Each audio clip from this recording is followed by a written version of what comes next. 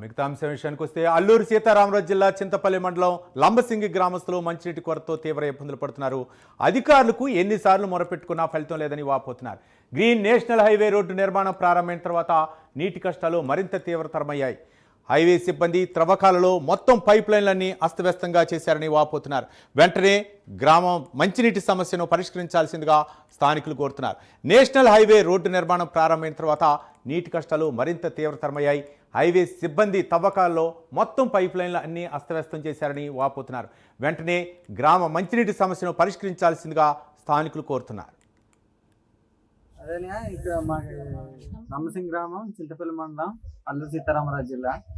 మాది ఈ వర్షం కారణంగా కాకుండా మామూలుగా చాలా రోజులు అవుతుంది వాటర్ ఇబ్బంది అని.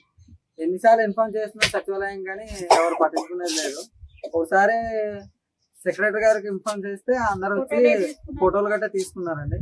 తీసుకుని ఆ లిస్ట్ కూడా మెకానిక్ చేత తీసుకొచ్చాక చెప్పిన తర్వాత మండే కల్లా చేస్తానండి అని చెప్పేసి అతను అన్నారండి.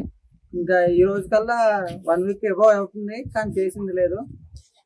ఇదేనండి మెయిన్ మాకు ఇబ్బంది. వాటర్ వల్ల చాలా ఇబ్బంది అయిపోతుంది. చిన్నపిల్లలతో ఉంటున్నాం, వర్షంతో పాటు ఎక్కడికైనా వెళ్ళి రావడానికైనా కానీ చాలా ఇబ్బంది అయిపోతుంది. నడవడానికి చాలా రోడ్లంతా పాడు చేసి పడిపోయేలా ఉన్నారు జనాలు.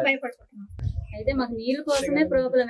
ఇప్పుడు 6-7 నెలల నుండి చాలా ఇబ్బంది పడుతున్నాం. అయినా ఎవరికి ఇన్ఫార్మ్ చేసినా ఎవరికి తెలుసుకోలేదండి. సచివాలయం స్టాఫ్ చెప్పారు, గ్రామస్తులందరూ అడిగారు కానీ ఎవరు నీళ్ళు అయితే ఇవ్వలేదు.